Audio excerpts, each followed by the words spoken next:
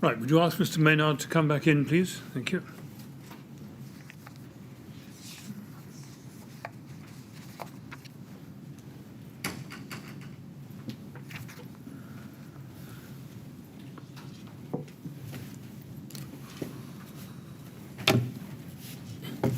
Right, Mr. Maynard, ready to go on? Yep. Good, thank you. Yes, Mr. Millett? Mr. Chairman. Mr. Maynard, I was in the middle of asking you some questions about savings on windows. Now, I'm going to come back to that topic in a few minutes, but can I go back to something we were discussing this morning about the savings on the cladding, by way of a diversion, if you like, of where we were? We've looked at a number of numbers this morning, and I just want to see if I can just identify one thing. Can I ask you to go, please, to RYD 3094244?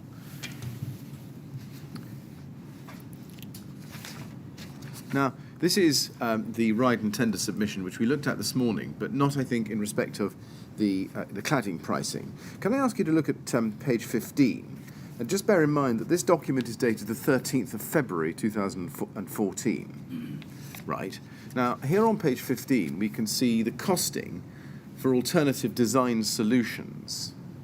Yep. And under item 1, we can see that Ryden are tendering on the basis of a saving, because it's in red, for cladding of £243,067.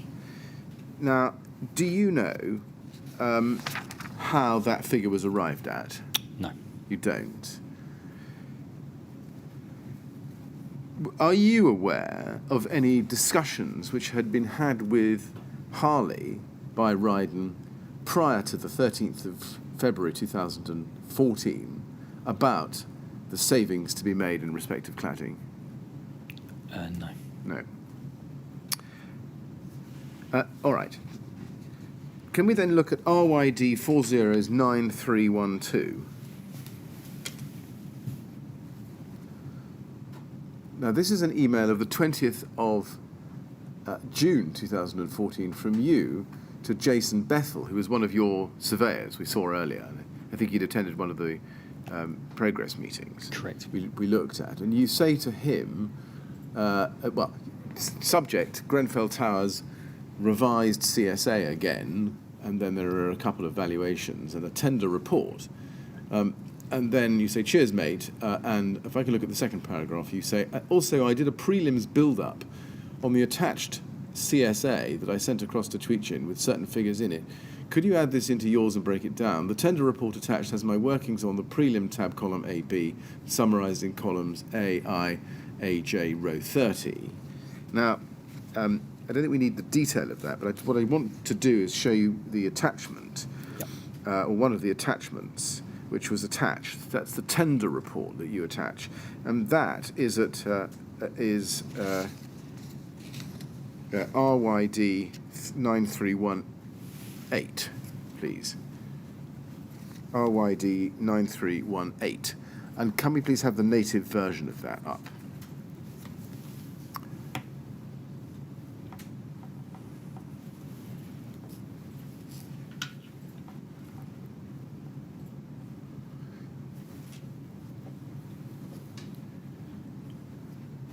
Now, this is dated the 3rd of June. It's an Excel spreadsheet, as you can see. Dated the 3rd of June. Just looking at it, is it familiar to you? Yeah, that's the tender report form. Yes. Now, if the operator could click on the cell at the very bottom of the page that says VE, and open that up, we can see here are the value engineering options, and you can see that under windows and curtain walling, cladding is the second item down, aluminium in lieu of zinc, tender value, and we can there see the 419,267 as the saving. It's the 420,000 odd figure we saw in the 8th of May email you were giving to Steve Blake for information. That's the full amount of the Harley offer on cassette for aluminium in lieu of zinc. And then the saving offered, which is to the TMO, is there put in at 293,067. Mm-hmm. Now, first of all, there's a difference between the 293,067 and the 293,368. It's a difference of £301 in the offer. Can you account for that discrepancy? No, it's probably just a calc error. All right. Can I ask the operator to click then on the cell of the 293,067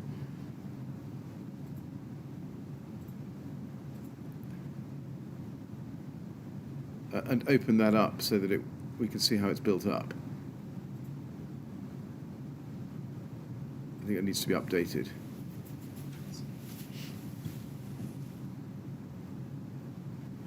If it could be clicked on again, there, that's it. Now you can see there that the 293,067 is the sum of a saving of 243,067 plus £50,000.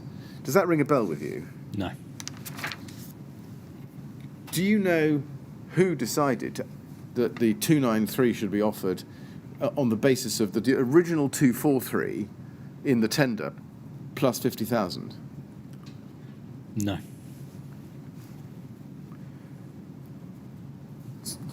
On what we have seen,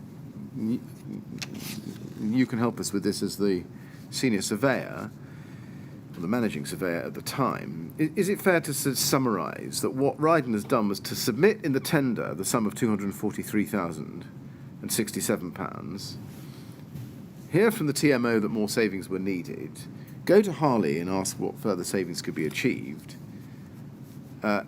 get a figure of 420-odd thousand, and then decide that 50,000 precisely should be passed up to the TMO, with Ryden keeping the rest?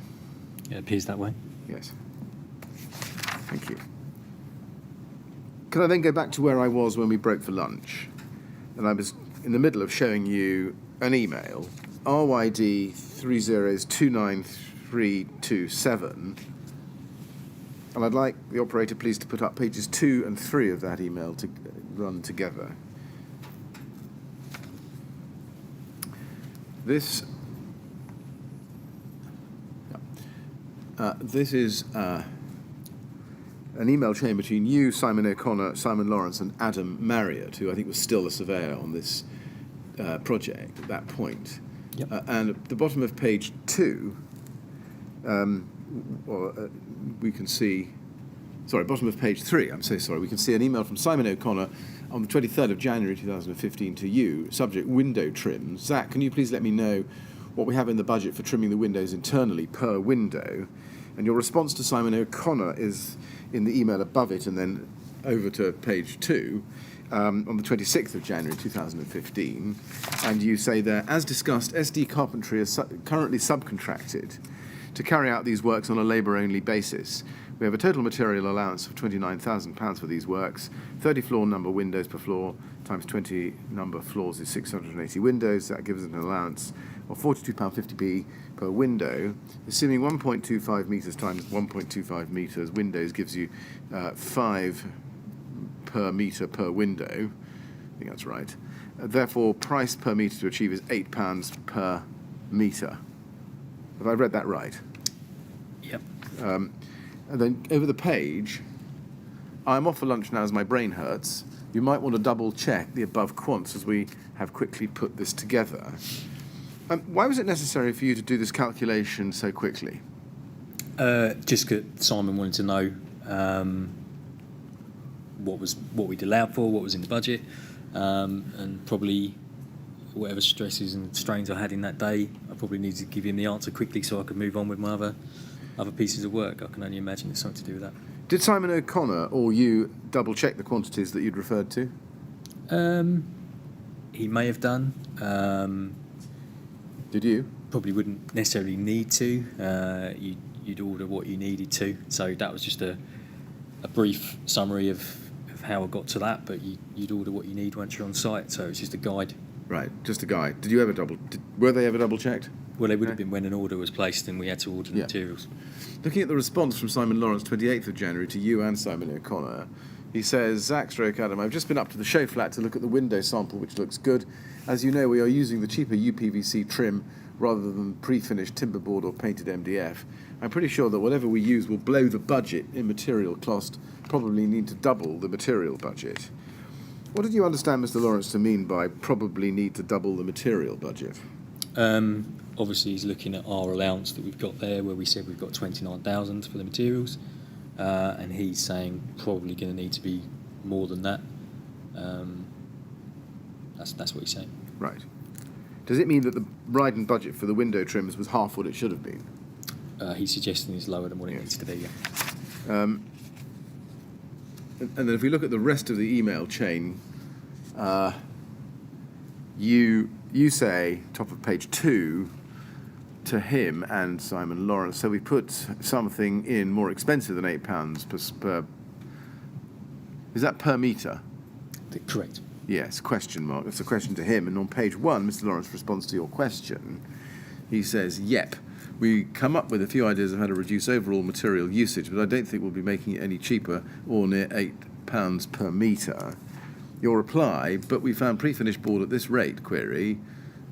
Simon to you, Lawrence to you, fair play, when can you get some to site? And then you say, at the top of page 1, what's your point? You found the pre-finished board on the internet that formed the basis of our costs. Just looking at that exchange there on that day, is it fair to say that you didn't understand what materials were being used on this project or how much they cost? In this respect, at least.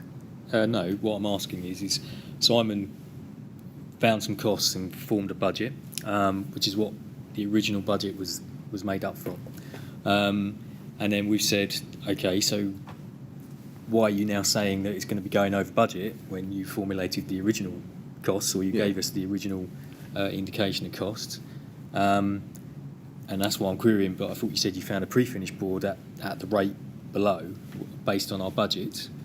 And then I think sarcastically he's come back and said, fair play, well, when can you get some to site? And that's when I said, well, what point are you trying to make? You found some pre-finished board on the internet that formed the basis of our costs. So it was just a dialogue over why the budget was so far out. And what was the answer?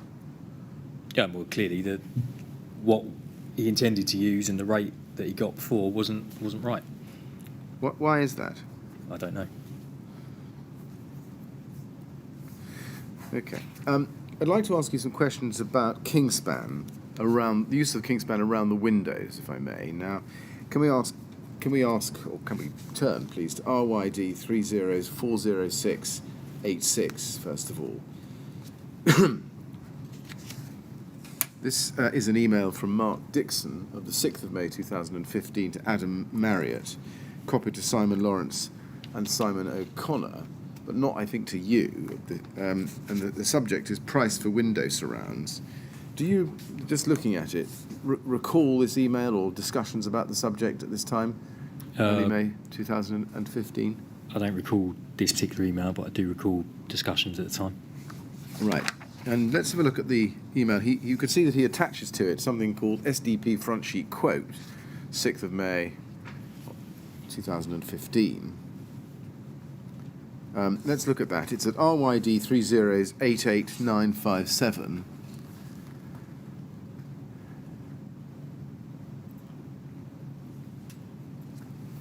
And the title is Grenfell Window Surrounds.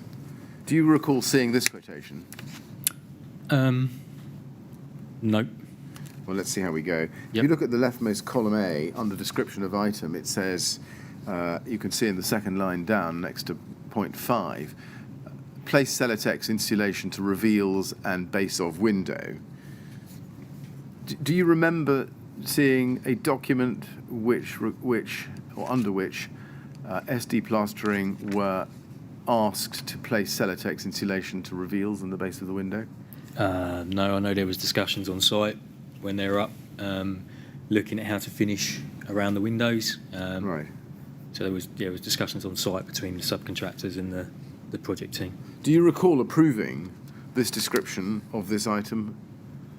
I don't recall approving, no. Right. The reason I'm asking you, Mr. Maynard, is that we asked Simon Lawrence about this document and this quotation, and he told us that within Ryden it would have been read and approved by the quantity surveyors. And for our reference, that's day 25, page 37 at line 21. Yep. That was the team I think you were leading by this stage as commercial manager, wasn't it? Yes. Yes. So my question really is, given that it would have been read and approved by the quantity surveyors, as he says, can you explain why this document isn't familiar to you? It wouldn't always go through me, as it would. Something like this would sometimes be dealt with by the project surveyor himself. Right. Who was that? Is that Adam Marriott? This time Adam was copied in on this email, so... Right. Does that mean that he would have seen something and not reported it to you? Generally, it would be reported if it was a big cost difference or there was something that's going to affect the budget, then I'd need to pass up the line to Right. Steve to flag that, there's a potential issue here, we need to look at it. But, day-to-day stuff, project surveyors would get on and do what they need to do. Right. I mean, just on the face of it, this is quite a big quotation, isn't it? Because it's showing a cost per floor of 120,000 odd, just under 121,000 odd per floor as a total contract value, isn't it? 120,000, yeah. Yeah, per floor. No.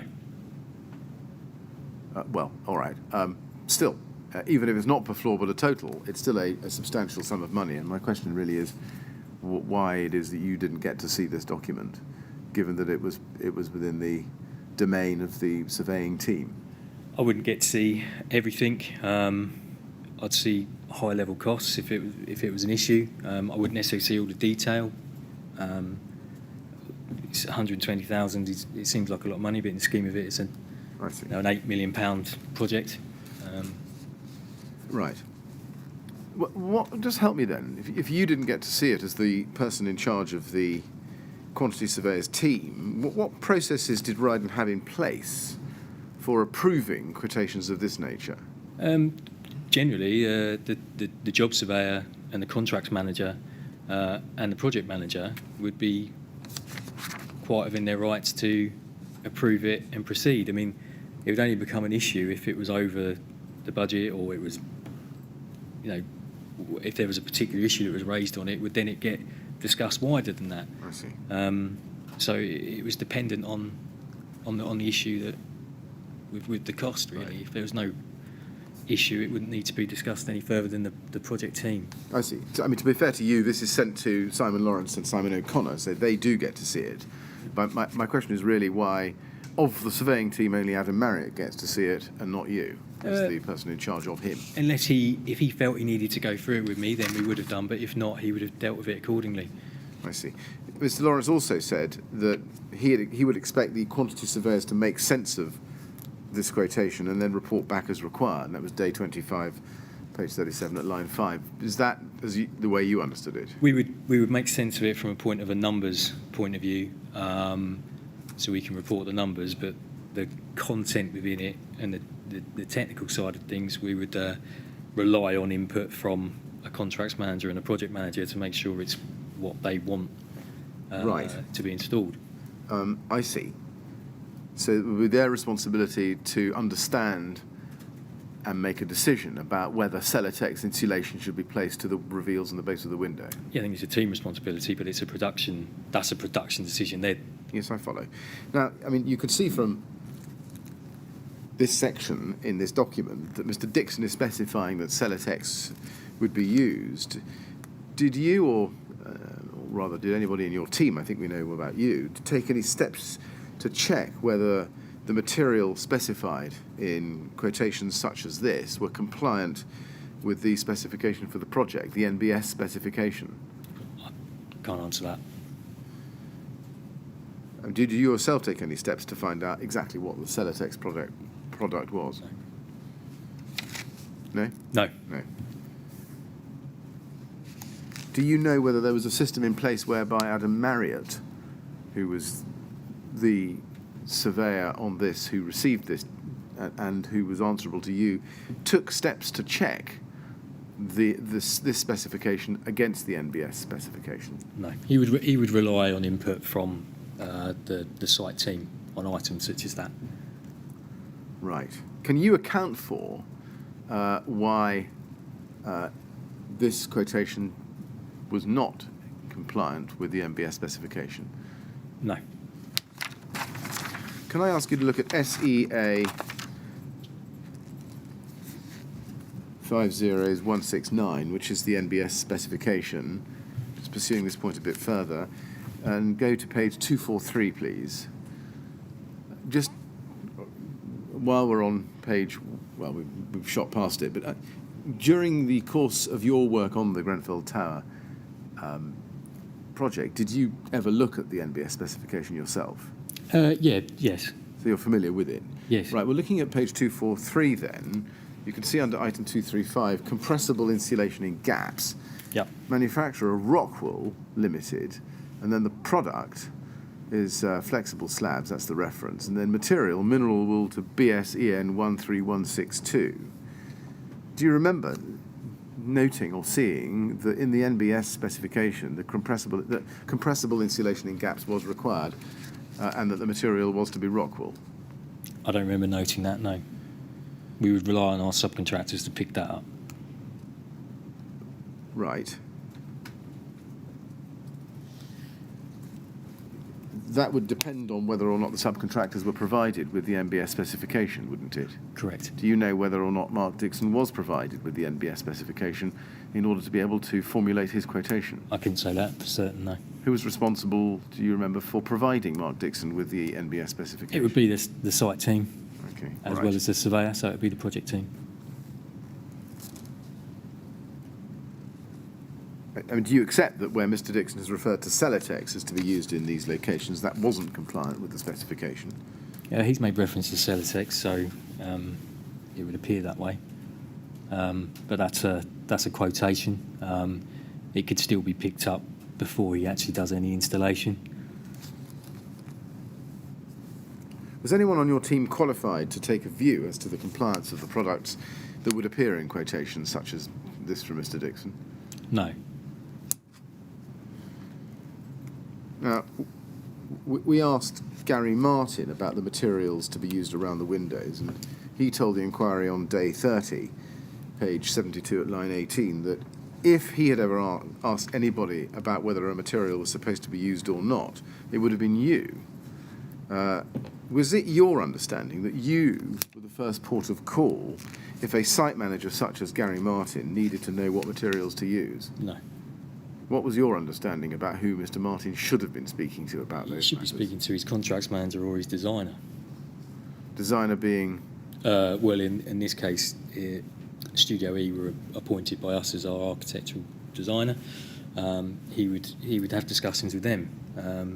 Obviously, it's just as much responsibility for a site manager to understand what's in his NBS spec, so he knows what's being installed or what should be installed before it actually gets installed. I mean, that's the backstop. He should be aware of what's going into his building. It wouldn't be down to a surveyor to rule that. They don't have the technical knowledge to do that.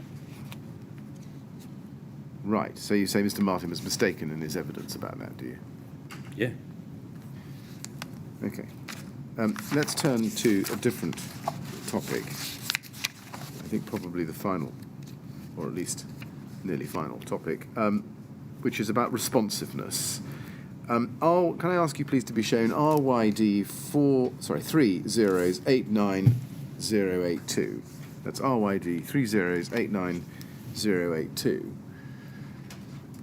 This is an email from Neil Reed at Artelia to Simon Lawrence on the 22nd of May 2015, copied to Claire Williams and people at Artelia, Grenfell complaint, and you're not copied in on this, so I'm not going to assume that you saw it at the time, but following the progress meeting on Tuesday the 19th of May, I set out below our frustrations with regard to Ryden's current performance on this project, with specific reference to cost/commercial matters. The issues are: 1, the apparent lack of QS input on the project. We were told some time ago that your QS would be site-based and provide 3 days a week, but this has not materialised. 2, lack of response to queries or inquiries around new or additional work. We've been promised quote/cost advice in connection with changes, but these are not forthcoming and delaying the client's ability to issue instructions. 3, progress meetings and valuations. Our QS attended the progress meeting on Tuesday, but no Ryden QS was in attendance rediscussion and verification of Ryden's next valuation. Now, is it fair to say that all of these three issues, or each of these three issues, were within your remit at the time? No. The project surveyor was obviously left to his own devices at that time. It started to become apparent that perhaps he wasn't performing as well as he should do. So we looked to try and resolve that. We had limited resource at the time.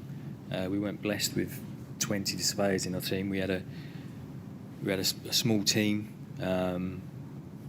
with some of them being assistant surveyors, which needed assistance and help, and you would occasionally get issues like this where perhaps they were falling behind, and we obviously had to try and deal with that as best we could. And Adam I felt was doing his best. Perhaps he was struggling a little bit, but we preferred to try and help someone through and manage the process with them rather than criticise or.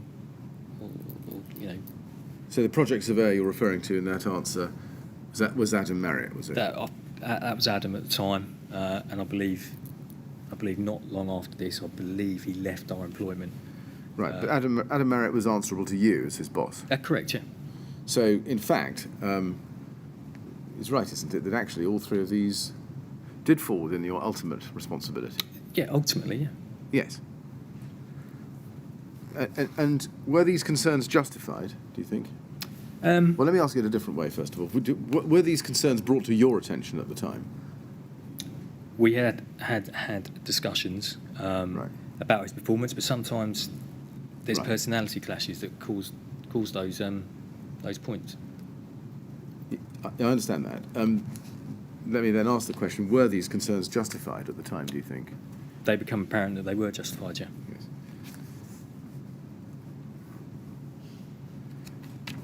Now, we can see that Mr. Lawrence then passed this email on to you. Yep.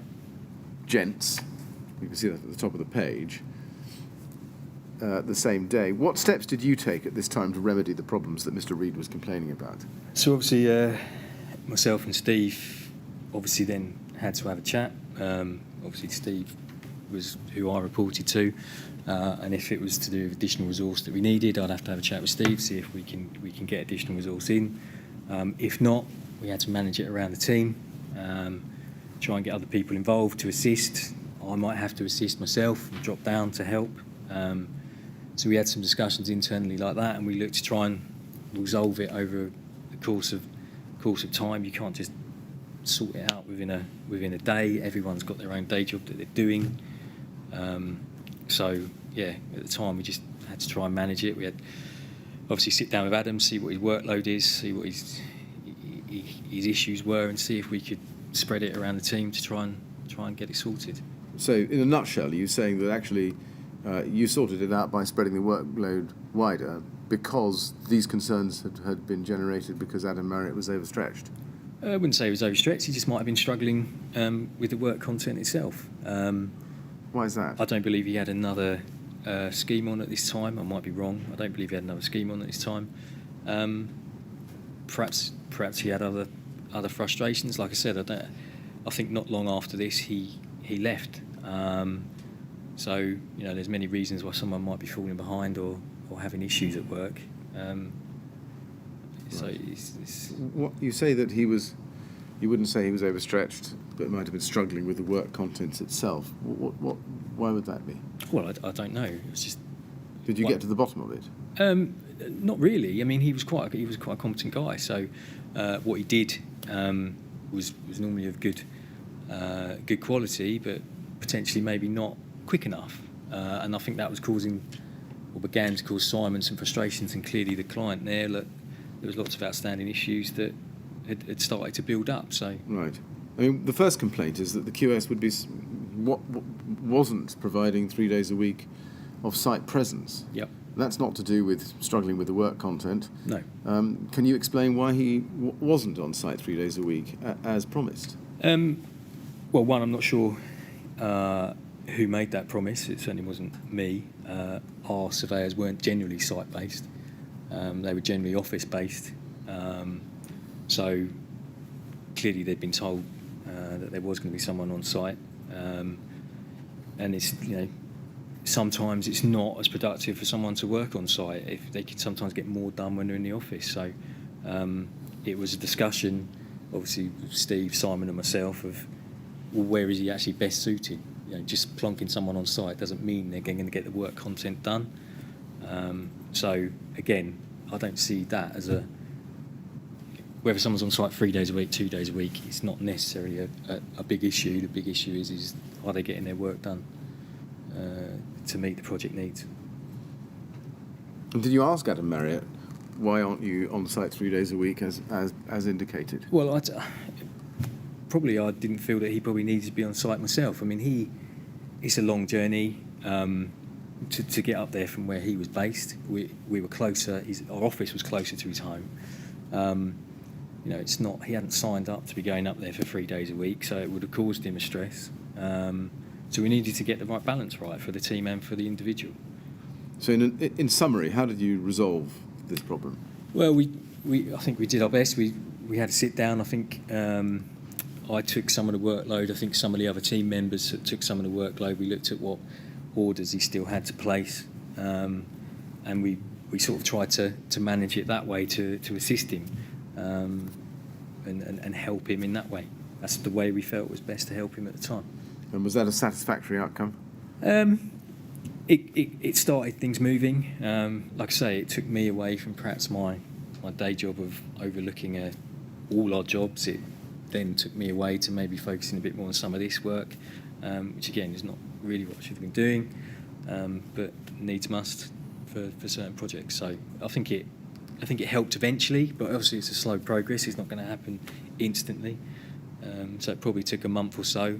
And I think in that time, like I say, I think Adam left, and then we had to bring another surveyor who was just becoming free into this project to try and finish it off, who was more senior. Let's look at a different document, RYD's 3044349. And can we please have pages 1 and 2 up together? I'd like to start by looking at the middle of page 2, which is an email from Simon Lawrence to James Clifton and you. I think it was James Clifton another of your surveyors? He was, yeah. Yes. This is the 22nd of June 2015. James, Zak, please find attached Andy Hannibus's invoice for Stuart Hannibus Management Service at Grenfell. Simon O'Connor can confirm hours, etc. Andy, Adam Marriott has now left, so can you make sure James Clifton is copied into all future correspondence around invoices, please? So just pausing there, it looks as if Adam Marriott had gone by the 22nd of June 2015. That's not long after the lack of responsiveness email we looked at earlier. In fact, it's exactly a month. Yep. So can you help with that? I mean, it looks as if the response to the difficulties was that Adam Marriott was left. He left. He handed in his notice, obviously, and left. We didn't sack him or anything. No, he left right, by his own. okay. And then James Clifton came in. Correct. Did you brief James Clifton in relation to all the matters of which Neil Reid had complained the previous month? He was aware. We were a small team, so we discussed the issues, and James was aware of what he was walking into. Right. And why did Adam Marriott leave? Did that come out of the blue? It did to me. Right. Was it a response to being taken, I would say taken to task, but being confronted with the complaints? I don't think so, no. I think he felt he could further his career elsewhere, and that's certainly the explanation that he gave to me. That was his reasons to move on. Right. He had visions. Now, your response to this email comes the same day. We look at the bottom of page 1 over to the top of page 2. Steve Hannibus rate now reduced, however still on site! ! Cheers, Zak. And then that email was, as I say, it was a response to Steve Blake. Why was that sent to Steve Blake? Because at the end of the day, he would make overall decisions on managers who were on site. He was in charge of allocating resource, and it was a an issue that was potentially going to cause us an over expenditure on the prelim side of things. So I just wanted to make sure he was aware that there was someone still on site. Yes. Was it your view that Mr. Hannibus should not have been on site at that point? The idea was, I think he was going to be on site for a certain duration, which is what we budgeted for, and clearly he was now continuing to be on site longer. There may have been justifiable reasons for that, which obviously he still had work to do, but also we didn't want it that he was just sat on site for no other reason when he could be going to another site and being more productive. So I advised Steve that was the case, to make him aware. Yeah. Look at the bottom of page 1. Mr. Blake writes to Mr. Lawrence, it seems, not you. The gift of timing, this is burning a hole in our pockets. Can we reduce this to once a month, catch up? Now, the catch up meant let's catch up as opposed to you must catch up. I think we established that. But was it your view that Mr. Hannibus was burning a hole in our pockets, as Mr. Blake was telling Mr. Lawrence? Yeah, he was. Yeah, it was monies. It was costs on a site that potentially wasn't needed. So. Right. And if we look at the top of the page, we can see Simon Lawrence's reply. He said, not that I disagree, this is to Steve Blake, and you don't, I think, see this at the time, but he says, not that I disagree with the fact Stuart is costing us money, so probably over budget. However, it disappoints me that Zak has sent this to you without talking to me. If I'd actually seen any budget for Grenfell in the last 8 months at least, then we may have been able to manage this differently. Can you explain why Mr. Lawrence felt that he hadn't, as he told us, seen any budget for Grenfell in the last 8 months? Yeah, he's, again, I think it's another thing with Adam. Perhaps he hadn't been going through things as diligently as he could be with Simon, but it works both ways. So yeah, as a contracts manager, forgive me, Mr. Maynard, but saying that he hadn't been going through things diligently as he could with Simon is something of an understatement, isn't it? Did you know that your contracts manager had not seen any budget for this project in the 8 months prior to June 2015? We'd discuss budgets. We do high level forecasting every month, so we were aware of where the job was going. We had monthly progress reports where we'd highlight where we believed how each job was performing. So Steve was happy with the information he was currently getting. So yeah, we were managing it accordingly. Well, would it be normal operating procedure at Ryden on a project such as Grenfell for the contracts manager not to be shown a budget for a period of 8 months? No. So why on Grenfell? Again, no particular reason. Well, there must be a reason. Well, no, just obviously Adam was struggling again, and he hadn't produced a detailed budget, but we knew we had our budgets, we knew where we were going. So yeah, although maybe he hadn't gone through it with Simon, or Simon felt that he hadn't seen one, sometimes that could be a throwaway comment that just to dig someone out potentially. But yeah. Did Steve Blake or anybody else come to you and ask you why Simon Lawrence, as the contracts manager, had not seen a budget for Grenfell? No. No, because like I say, we were discussing high-level cost reporting as we went. Steve was aware of where we were, so he was happy. Right. He then goes on to say, at the moment, we have a poorly performing site, which is mainly, but not totally, caused by poor surveying and cheap, incompetent subcontractors. Do you agree that the performance of the site was suffering as a result of poor surveying? I think it was a mixture of many things. That was probably one of them. Well, it was one of them identified by Mr. Lawrence, and I'm asking you whether you agree. I think it was one of the reasons, yeah. How do you account for that? How do you account for the fact that there was poor surveying? Well, this job, like we said, we just seen the email that the client raised. Obviously, they had issues, and I think that's what Simon's reacted off the back of. We'd had chats before, but it was never raised as being that serious. It was things we could manage within the team. And obviously off the back of this, I think there's some frustrations have come out within this email that perhaps might be slightly magnified to the true problems, but clearly there was some underlying frustrations from Simon. Do you agree with Mr. Lawrence that the subcontractors were cheap and incompetent? I don't believe so. No, I don't think they were cheap and incompetent. I think that's a bit harsh. We had a varied range of subcontractors. Some were very good, some were okay, and some obviously didn't perform as well. I mean, that's a very sweeping statement across a supply chain that we use. So we had some very good ones. So, do you know who didn't perform well? And you've just said in your answer, some were okay and some obviously didn't perform as well. Can you give us some names who you think didn't perform as well as they should have done?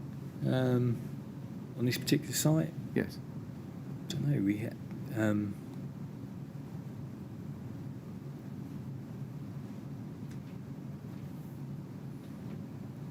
No one springs to mind. I think we had no one springs to mind. I think we had a demolition contractor at the start who took longer than expected, which caused some frustration. But other than that, no one springs to mind on this particular project that they were particularly poor from my memory.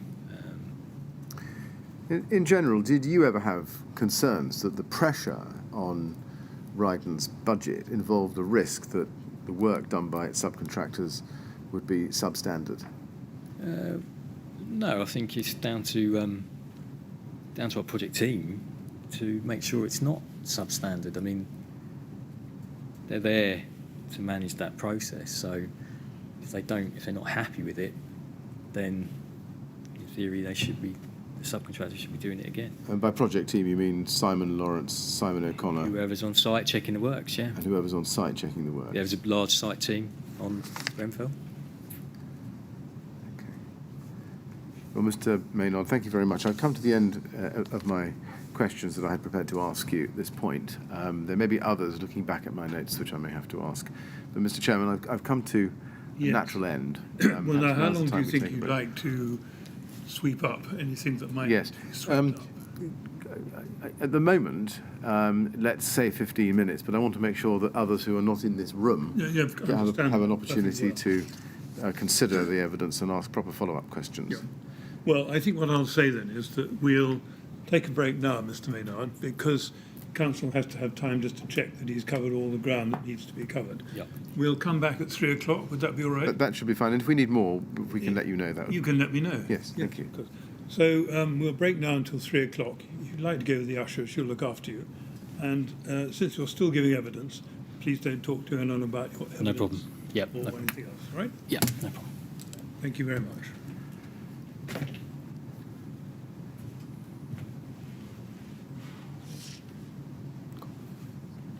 Good. 3 o'clock then, please. Thank you.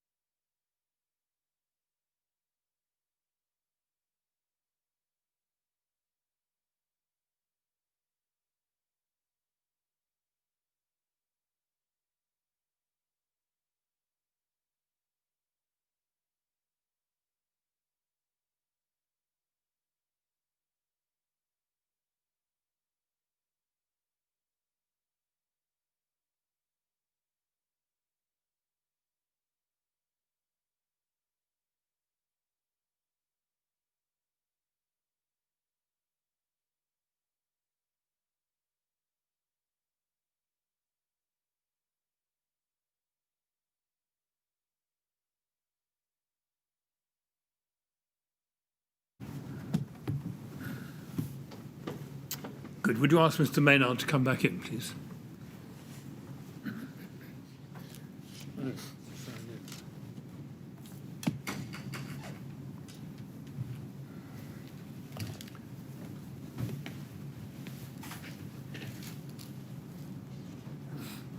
Right.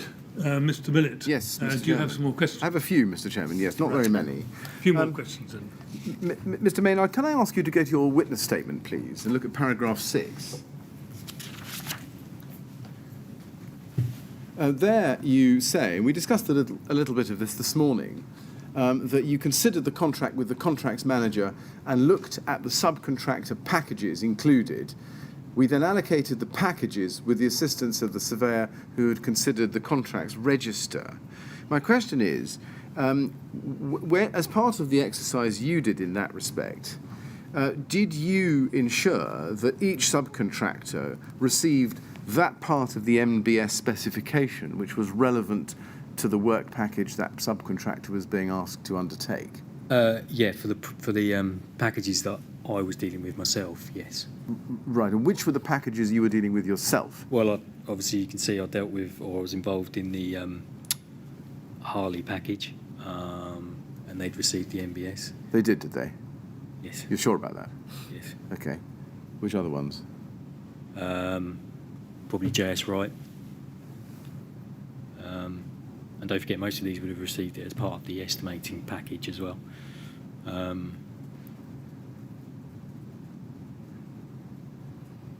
They're the main packages that I dealt with.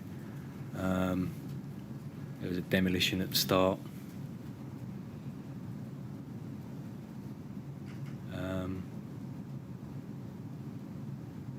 They're the main packages that I can remember having an involvement with the actual letting, the procurement. Right. And what about the work package that went to interior of windows, SD plastering? I couldn't guarantee they definitely got sent. I wasn't involved in the sending out of that information. And were you ultimately responsible for ensuring within Ryden that the right subcontractor received the right part of the MBS specification in relation to the relevant work package? No, the surveyors would deal with that themselves, and obviously the sign-off of any package was done with the contracts manager as well, and then generally they'd have a pre-start meeting on site where they would go through that as well to make sure they had the information.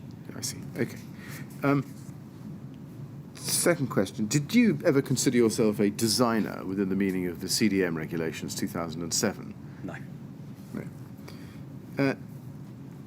Next question, do you remember whether the original tender, to the extent that you were involved in it or saw it, made any allowance for the costs or fees of a fire safety engineer? I don't remember seeing there was an allowance for that.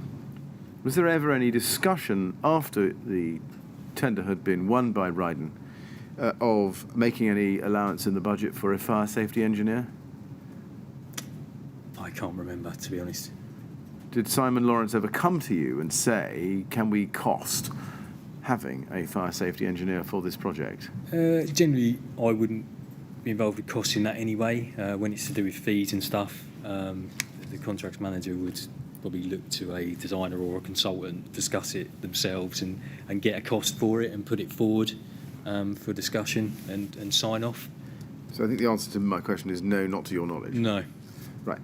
And then finally, I have a number of questions about windows. Can I ask you to be shown RYD 3038276, please? Now, this is an email from Everglaze Insulations to you and Adam Marriott of April 8th, 2015. Adam, we've carried out a full survey and material cost for the project, and we cannot agree the prices below. We have on materials alone a total price of £63,284.76, and you can see that there's then labour of 72,000 and overheads of 13, with a total of 148,000 net. This really is the best we can do. We've worked for Ryden on many occasions and have always had a good relationship and wish to continue with this, but we are just not in a position to lower the costs as there is no manufacturing involved, just materials and labour. The installers are working at £150 gross per day each man, and if you take into account travelling expenses and tax, they're not prepared to work for a lower amount. And then if you go up to the next email, you go back to Everglaze. This is Kathy at Everglaze, Kathy Varno, I think it is. And you say, Kathy, this would represent a huge loss to ourselves, so we would need to look elsewhere for this work. Thanks, Zak. How had this situation arisen? Obviously, we had a sum of money allocated in our tender for these works, and we then had to, which I think our estimators priced themselves, which is why on the previous email we listed out how our budget was built up, because I think that's how the estimator had built up to get to the cost that they allowed in our bid, and now we were going out to try and get subcontract costs that fall into line with that, like we do with every package. And did this put further pressure on you or Ryden generally to find savings? Not to find savings, but just to find, well, I guess to find savings in this particular package, as in to try and find someone who could do it for the cost that we felt we could do it for. Right. And given the number that was being asked for by Kathy Varno here, and given that would create, as you say, a huge loss, Yep. and you'd need to go elsewhere, away from somebody who provided this work to Ryden on many occasions, as she had said, were you not then taking a risk in going elsewhere at for less money, put pressure on the quality of the work that you might get from this new subcontractor? No. For a start, Everglaze did window works for us as opposed to the surrounds. So they're not someone we used regularly. We'd used them once before for a window package. And obviously we had other members of our supply chain who we were comfortable with using, SD Plastering being one of them, or SDP Solutions they called themselves, who we looked at their previous cost on an email before for this exact work. Right. And they were obviously cheaper than this subcontractor. So again, it was a familiar subcontractor who we'd used often, that we were comfortable with, who was able to provide a more competitive price. Right, I see. Let's just look at how this then moved on. Can we go to RYD 3038399, please?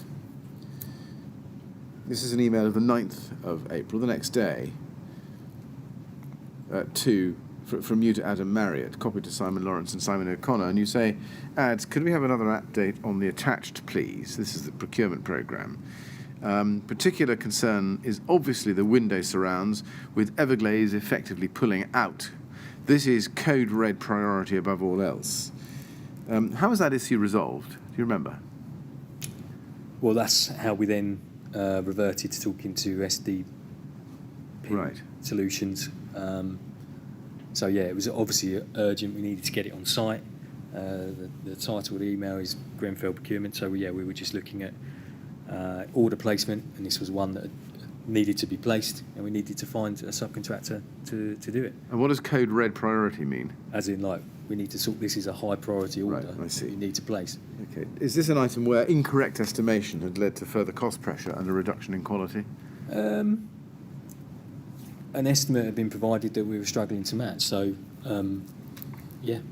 How is it that an estimate had been provided that you were struggling to match? I think because from a labour point of view, it's subjective. So you can take a view that someone could do a window surround one man for a day, and that's what the estimator may have assumed. But you have to take into account access issues, which a subcontractor is going to price accordingly. He's going to say, well, actually, I need to allow a day and a half or 2-man days to do that. So it's a difference in opinion, and that's where the problem lied. I think is the labour element of it was also a problem. Is our view or estimated view of how much it would cost, we were struggling to get to. Can you account for why a reliable pricing for the window surrounds was not arrived at with a subcontractor at a point earlier than April 2015? Again, it's order of priorities. There are other orders that need to be placed to maintain the construction programme. So that's what we're being worked on. And yeah, quite often in a lot of projects you get to a point where there are orders that need to be placed urgently for a number of reasons. So is it right that this one got overlooked until quite late on? I wouldn't say it necessarily got overlooked. I just think that we expected to be able to get it done straightforward and quite easy to procure it, and suddenly it became an issue that we weren't expecting because we couldn't get it to the cost that our estimator allowed. So all right. So not overlooked, but put on the back burner or middle burner. Yeah, perhaps, yeah. I see. Thank you. Well, Mr. Maynard, I've come to the end of my questions. It just remains for me to thank you very much for coming to give your evidence. I'm very grateful. Mr. Chairman, I have no further questions for this witness. Good. Thank you very much. Well, we are certainly very grateful, Mr. Maynard, to you for coming to give your evidence. It's very helpful to hear what you have to tell us, and thank you very much indeed. And now you're free to go. Thank you very much. Thank you very much. Thank you. We'd like to go with the usher.